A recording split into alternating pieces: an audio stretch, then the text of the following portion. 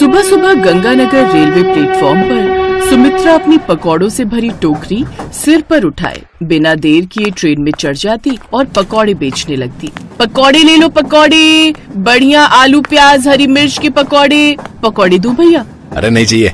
अच्छा साहब। अरे सुमित्रा दीदी, एक पत्ता पकौड़े देना। अरे अशोक भैया, तुम कहीं जा रहे हो क्या? और तुम्हारी नौकरी का क्या हुआ? कहीं बात हुई? हाँ सुमित्रा दीदी, अगले हफ्ते नौकरी के लिए इंटरव्यू देने जाना है। माँ मामा के घर पर गई हुई है तो उन्हें लेने के लिए जा रहा हूँ। अच्छा अच्छा, ये लो। बहुत टेस्टी। सुबह अगर कोई आपके पकौड़े खा ले और साथ में एक कप गर्मा गर्म चाय मिल जाए ना तो दीदी यकीन मानो दिन बन जाता है। तुम्हारे पकौड़े बहुत ही टेस्टी होते हैं। मैं तो कई बार स्टेशन पर तुम्हारे पकौड़े खाने के लिए आता हूँ। निधि, तुम भी लो ना पकौड़े। नहीं नहीं, तुम ही खाओ। गंदे तेल के पकौड़े मैं नहीं खाती ये सब, सॉरी। अशोक के साथ बैठी लड़की की बात सुनकर सुमित्रा को थोड़ा अजीब लगा, क्योंकि लड़की ने उसके सामान के लिए गलत कहा था। सुमित्रा कुछ नहीं बोली, वो चुपचाप आगे बढ़ गई। अरे पकौड़े वाली, इधर भी पकौड़े दे दो। अरे ऐसे किसी के मुंह पर बोलना अच्छी बात नहीं होती। देखो अशोक, अब तुम एक पकौड़े वाली के लिए मेरे से लड़ रहे हो। वो तुम्हारी कोई रिश्तेदार नहीं है जो तुम इतना सोच रहे हो। सुमित्रा पकौड़े बेचते हुए उस लड़की की बातों को सुन रही थी। उससे रहा नहीं गया और वो ट्रेन के दूसरे डिब्बे में चली गई। सुमित्रा को निधि की बात बुरी तो लगी, ऐसा अक्सर ही होता रहता था। किसी को तो सुमित्रा के हाथों के पकौड़े बहुत ही स्वादिष्ट लगते थे और कोई कोई सुमित्रा को पकौड़ों के लिए तरह तरह के ताने भी दे देता था। माँ क्या हुआ? आज तुम्हारा मन बहुत उदास है, किसी ने कुछ कहा क्या? मैं जानता हूँ तेरी माँ का चेहरा क्यों उतरा हुआ है। जब उस लड़की ने तेरी माँ को बुरा भला बोला था उस समय माधव भी ट्रेन में चाय बेच रहा था। सुमित्रा, मुझे माधव ने बताया कि तुम्हें कैसे लड़की ने गलत बोला, तभी बोल रहा था मुझे काम करने दे। तू क्यों ट्रेन में पकौड़े बेचने के लिए जाती है रे? पहली बात तो ये कि हर काम में अच्छा और बुरा दोनों कहने वाले होते हैं। हाँ, मुझे थोड़ा बुरा तो लगा था, पर क्या करूं, ये तो रोज की बात है। कभी कोई तारीफ कर देता है तो बहुत खुशी होती है, कभी कोई बुराई कर देता है तो मन दुखी हो जाता है। और रही बात काम करने की, तो मैं जानती हूँ तुम्हारी कमर में दर्द रहता है। इतनी मुश्किल से तो तुम रिक्शा चलाते हो। अगर मैं काम नहीं करूंगी तो हम अपनी बेटी के सपने को पूरा कैसे करेंगे? हम दोनों का तो यही सपना है ना कि हमारी बेटी वर्षा पढ़ लिख जाए, अपने पैरों पर खड़ी हो जाए, अच्छी नौकरी पर लग जाए। तो कुछ समय के लिए अगर मैं काम कर लूंगी तो इसमें हर्ज ही क्या है? माँ, बस कुछ समय की बात है। मेरी 10वीं की परीक्षा हो जाए, उसके बाद मैं भी एक छोटी सी नौकरी ढूंढ लूंगी, फिर तुम्हें काम करने की जरूरत नहीं पड़ेगी।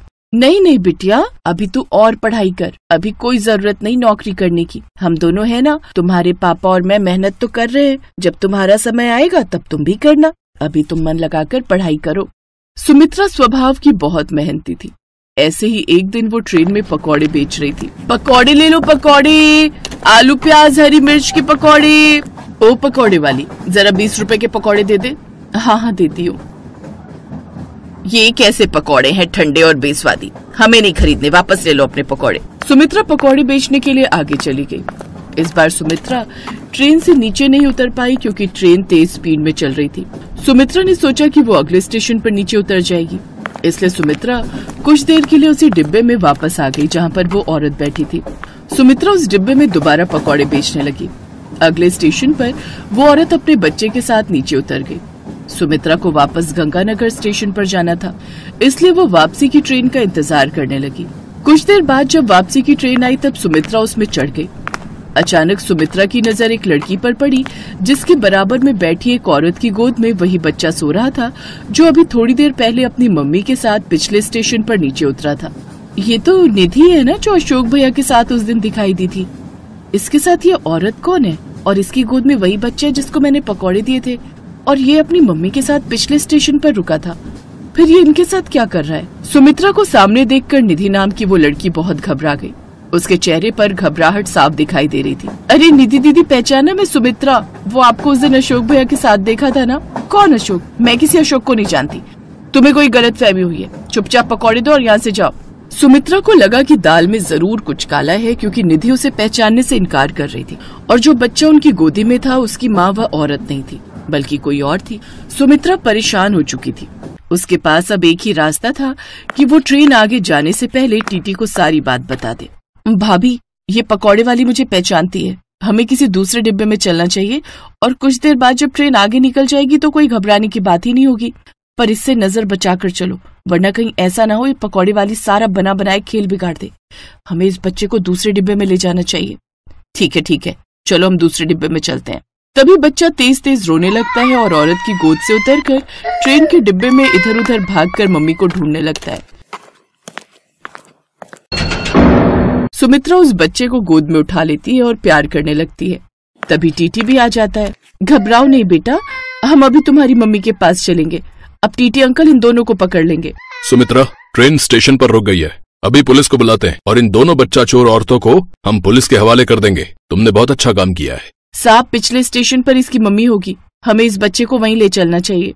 मैंने दूसरे स्टेशन पर फोन कर दिया है, बच्चे की मम्मी यहीं आ रही है। कुछ देर बाद उस बच्चे की माँ आ जाती है। रो रो कर उस औरत का बुरा हाल था। बहन जी, आपको तो सुमित्रा को धन्यवाद करना चाहिए। मैं धन्यवाद का पात्र नहीं हूँ, असली धन्यवाद की पात्र तो सुमित्रा है। इसी ने हमें इन दोनों बच्चा चोर औरतों के बारे में बताया। शुक्रिया बहन, तुमने आज हमारे घर के चिराग को बचा लिया। तुम्हारी बहुत मेहरबानी है, हम इस एहसान को कभी नहीं चुका सकते। मैं तो बस स्टेशन पर बने नल से पानी भर रही थी, तभी ये गायब हो गया और तब से मैं इसे ढूंढ रही थी। मेरा बच्चा मुझे मिल गया है, भगवान तेरा लाख लाख शुक्र है। सुमित्रा, तुम बहुत अच्छी इंसान हो। बहन, मैंने तो बस एक इंसानियत का फर्ज अदा किया है। आपका बच्चा आपको सुरक्षित मिल गया, मुझे इस बात की बहुत खुशी है। अगर अगले स्टेशन पर ये दोनों बच्चा चोर आपके बेटे को ले जाती तो शायद आपके बेटे का मिलना मुश्किल था। तभी अशोक भी स्टेशन पर आ जाता है। सुमित्रा ने उसे फोन करके बुला लिया था। निधि, तुम इतनी घटिया हरकत कैसे कर सकती हो? मुझे तो शर्म आ रही है कि मैंने तुमसे प्यार किया। आगे चलकर मैं तुम्हारे साथ अपना जीवन गुजारना चाहता था, तुमसे शादी करना चाहता था, पर शुक्र है भगवान का कि सुमित्रा दीदी की वजह से आज तुम्हारी सच्चाई मेरे सामने आ गई। इंस्पेक्टर साहब, इन दोनों बच्चा चोर औरतों को यहाँ से ले जाइए और दोबारा ये ऐसी गलती कभी ना करे। इसके लिए इन दोनों को कड़ी से कड़ी सजा देना। प्लीज इंस्पेक्टर साहब, इन्हें ले जाइए। अरे चलो दौड़ो। मैडम, इन दोनों को पकड़ लीजिए, चलिए। बच्चा चुराती हो, धिक्कार है तुम दोनों पर कि तुम एक औरत हो। सब लोग सुमित्रा की बहुत प्रशंसा करते हैं। उसने आज एक बच्चे को अपनी माँ से दूर होने से बचा लिया। अगले दिन वो औरत अपने पति के साथ सुमित्रा के घर उसे मिलने आई और जबरदस्ती उपहार स्वरूप सुमित्रा को 50,000 रुपए दिए और वादा किया कि वो वर्षा की पूरी पढ़ाई का खर्चा भी उठाएंगे। सुमित्रा ने उन रुपयों से रेलवे प्लेटफॉर्म पर एक छोटी सी दुकान किराए पर ले ली और अपने पति के साथ चाय पकौड़े की दुकान चलाने लगी। अब सुमित्रा को ट्रेनों में नहीं घूमना पड़ता था। भगवान ने उसे उसके अच्छे कर्मों का